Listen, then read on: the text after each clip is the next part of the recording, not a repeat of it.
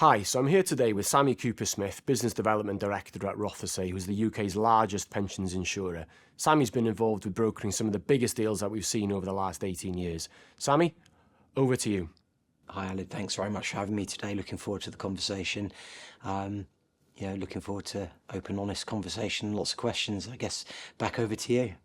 So obviously we've seen a significant increase in the volume of activity in the market over the last 18 months. And one area of growing concern for trustees is the ability of insurers to meet that demand in terms of the administration of policies, both during the buy-in period and after the buyout has been completed. Do you think these concerns are valid?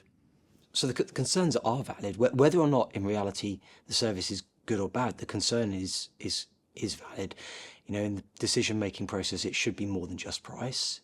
Ultimately, the members are going to be with the insurer for a number of decades to come, and the service they get is going to be the bit that they focus on. They won't be aware of what was paid originally for the premium or not. Now, at Rothesay, we've been planning ahead. It's been quite clear that the volumes were going to increase. So, we've hired strongly into what we call the transition team. That's the team that work with you and your colleagues post having selected an insurer to make sure the transition of the scheme moves smoothly from where it's the incumbent administrator to ourselves.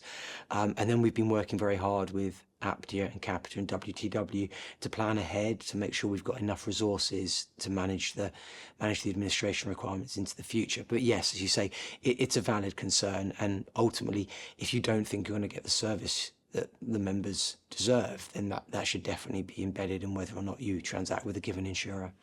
So you mentioned the selection process there and price in particular.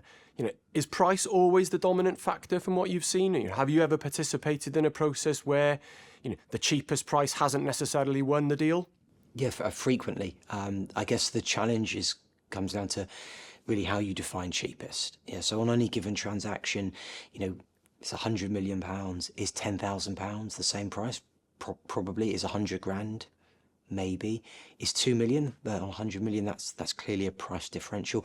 But we've seen trustees go with the non-cheapest insurer on many times.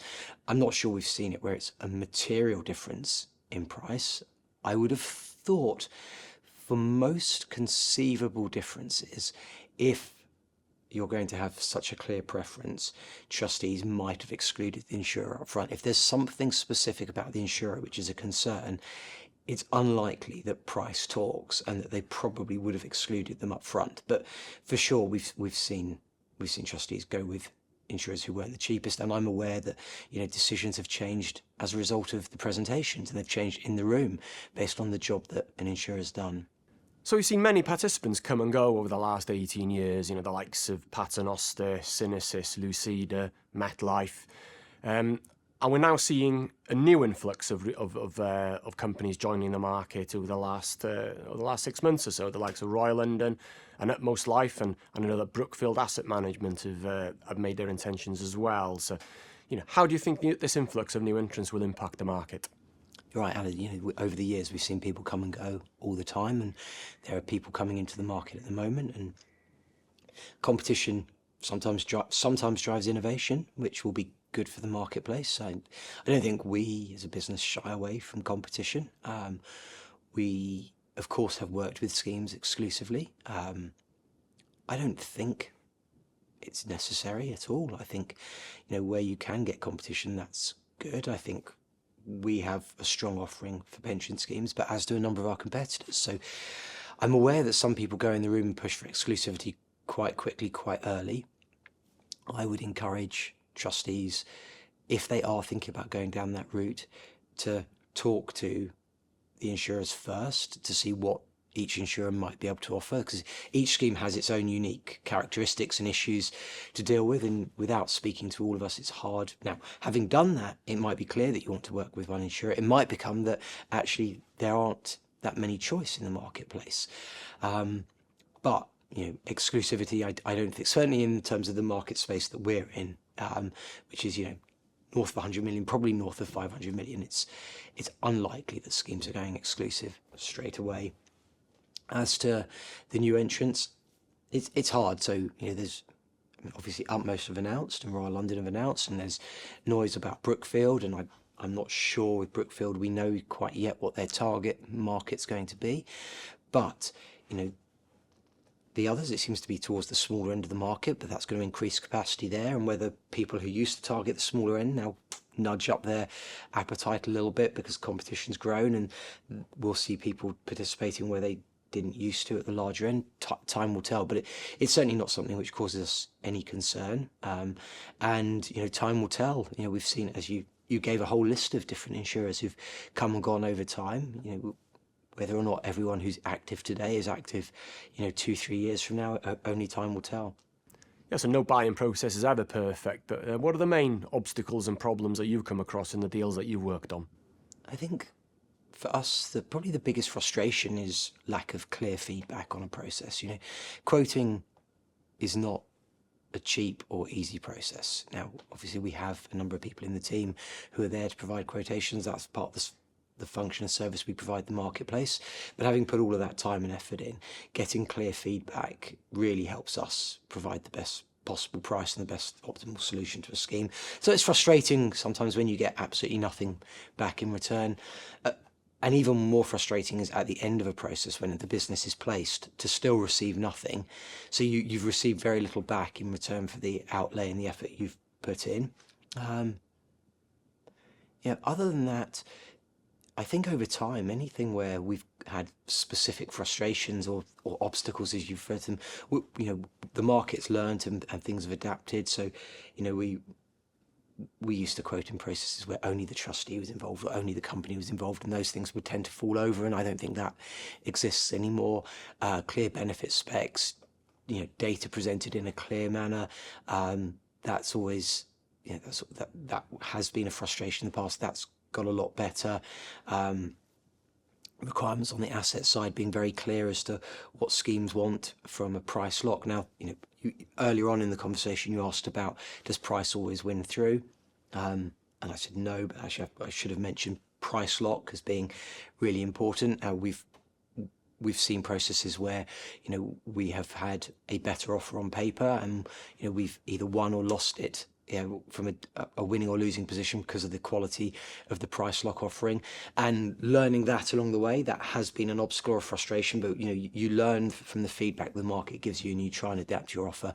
So as now we would try and reflect the scheme's assets as best we can in the price lock to give as much economic certainty to the trustee and sponsor if they're involved as to the price and the economic impact on their balance sheet. We can't go through any of these discussions without mentioning AI. So, what's your view on AI, and how do you think that will enhance Rothesay's business? So we already are using AI. So we've had an ongoing project for some time. The first use of it was on the administration front. So as you can imagine, when you work on a residual risk transaction, you get provided thousands, tens, if not hundreds of thousands of documents. You might be wanting to check members' date of birth, marital status, date of death. We've developed a platform or a system whereby it interrogates all that paperwork, identifies which is likely to be the marriage certificate, which is likely to be the birth certificate, which is likely to be the death certificate, then scrapes that information, presents the most likely document to the end user, to the individual, the colleague involved.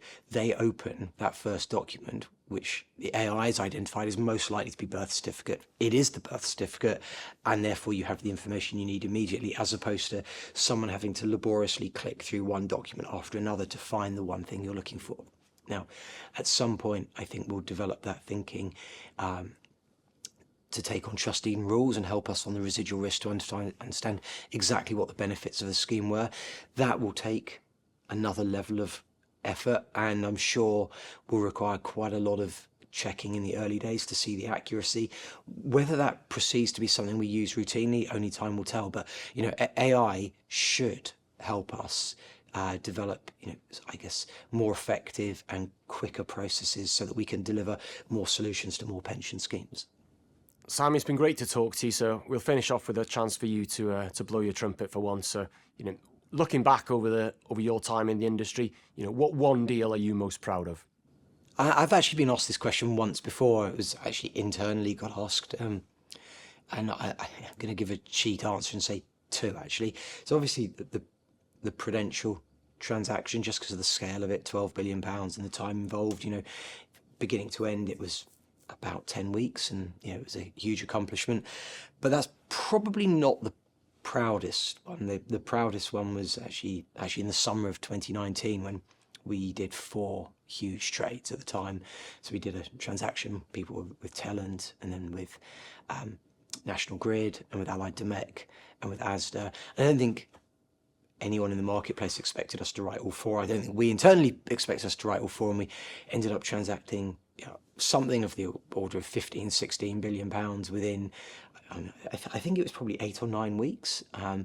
And the way in which the company pulled together, the way both the asset side, the liability side, the legal side of the business, admin, transition, just the whole of Rothesay pulled together to make what had felt not impossible, but very close to achievable, and the fact that we were working with pretty much the whole marketplace at the time.